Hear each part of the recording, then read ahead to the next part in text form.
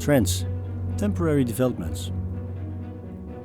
It starts with something that's new or different, and therefore it's interesting. Then comes the period that people are exploring it, and the trend becomes the new normal. And sometimes follows a period where it's overused and becomes less interesting.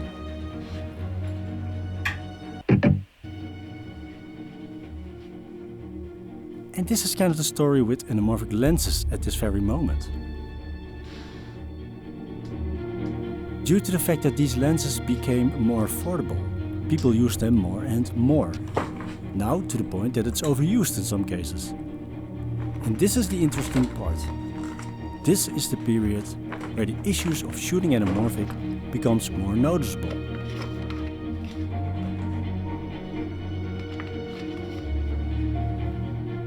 Because in all honesty, anamorphic isn't all that good.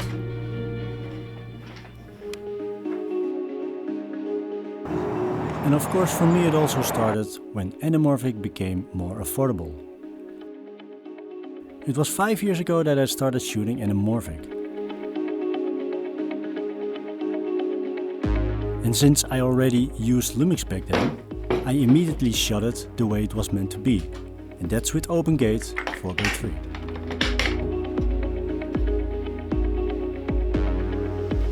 And through the years I shot with all kinds of anamorphic factors.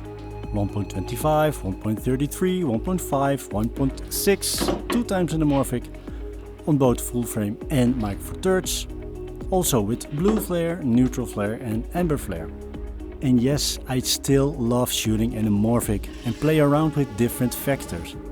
But we have to keep in mind what the video project or film project needs, so we know whether to pick the spherical or anamorphic lens. And shooting spherical doesn't mean shooting without character, and that's the most important part for me.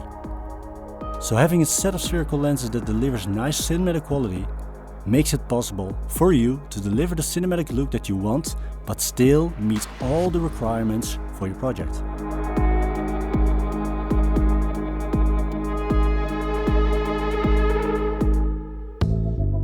The first issue is the tightness of the shot. Yes, it's nice to have a wider field of view, but it's the height that's the issue. It's very tight. So when the surroundings have priority, for instance a cafe bar sequence or a car ride, getting the proper contact shot with anamorphic is a challenge, since you then have to increase your distance in order to get more of the surroundings vertically in the shot, which isn't always possible. Luckily we have open gate, which helps, at least when shooting Lumix. In these scenarios I often switch to a higher aspect ratio and shoot with spherical lenses, at least if that's possible within the project. So I can fit the surroundings, which then have priority, into the frame.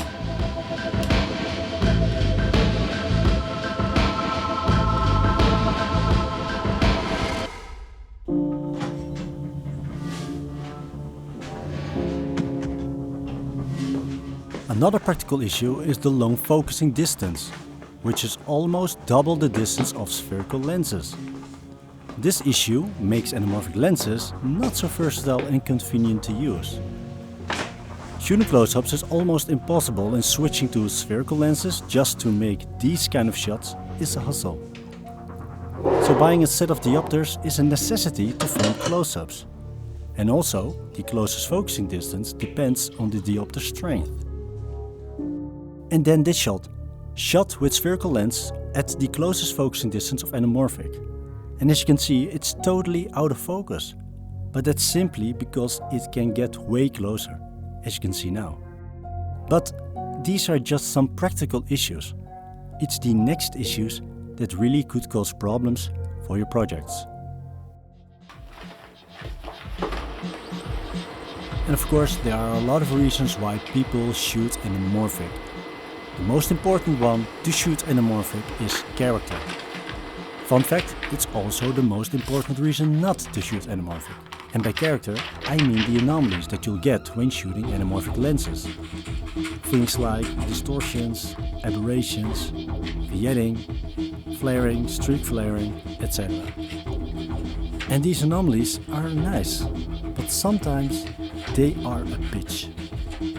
Because this character thing can create quite some issues for your projects, especially when you're inexperienced with anamorphic. So there's the framing issue. For instance, imagine you have to shoot more than one subject in the frame, or one subject on the outer side of the frame.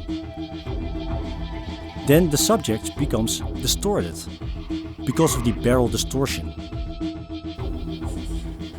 Their head, their face, their body, they are stretched out and bent, and you can obviously see the distortion. That's not really flattering. So one way to avoid this issue is to use center framing only, and that's more and more seen now since the popularity of anamorphic. But that's kinda impossible when doing a two-shot, for instance, with a dialogue scene. So it's really limiting your framing options. For instance, say goodbye to the rule of thirds shots. And even with center framing, distortion can still be present depending on the focal length and the anamorphic factor.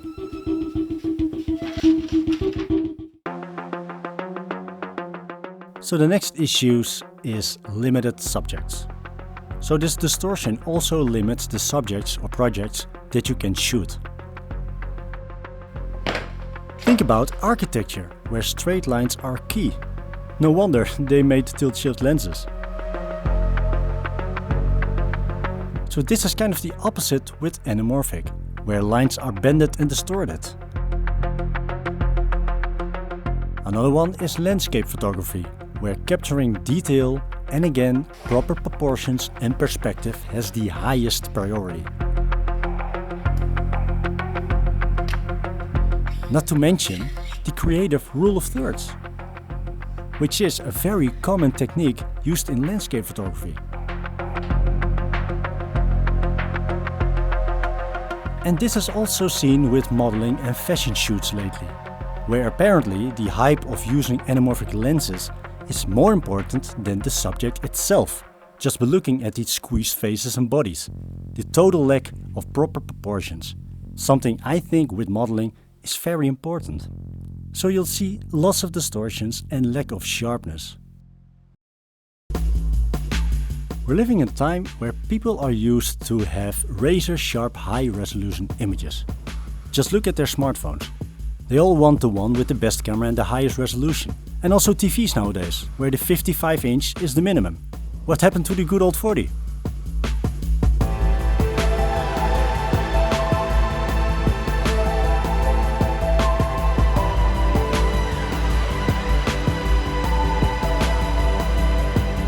But anamorphic wouldn't be the trend if it wasn't different. So yes, anamorphic is different. It doesn't deliver sharpness.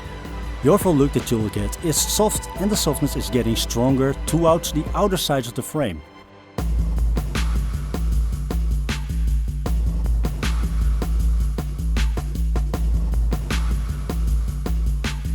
And I'm not even talking about shooting wide open, because doing that will only make it worse. But I do have to say that modern anamorphic lenses do get sharper, but still not at the level of spherical. So from my experience, high resolution, nice detailed shots with razor sharp edges and nice contrast aren't that relevant when using anamorphic lenses. I mean, shooting 8K is nice, you have a lot of resolution and you can blow stuff up and make nice crops. But doing that with anamorphic footage will only make the softness more visible.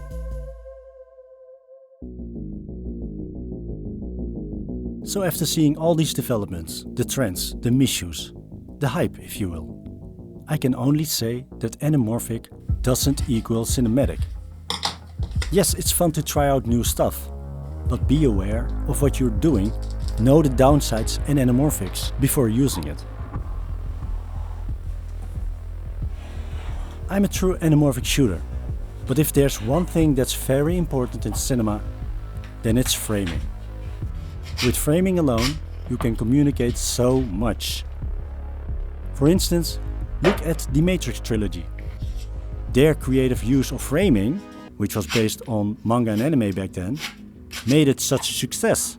For those who are familiar with manga and anime, know that framing is the most powerful thing to use. So with anamorphic lenses you don't get that framing freedom. I mean, you can shoot with all kind of creative angles, but you have to keep in mind there are lots of distortions. For instance, just look at Blade Runner 2024. Amazing frames. They made the decision to not shoot anamorphic. And they did well. Yes, it would have been nice to have anamorphic flares, but that's easily done by using a flare filter. And for me, shooting anamorphic means shooting with a specific look. A look that was meant for a specific sequence or story. That adds value and is practically possible to use. I think people should compare anamorphic with things like resolution, bokeh, depth of field of view, aspect ratio, the rule of thirds. Those are just tools, and the same goes for anamorphic. It's just a tool, which could be used in your advantage to get a specific vibe, emotion, or look that you're aiming for.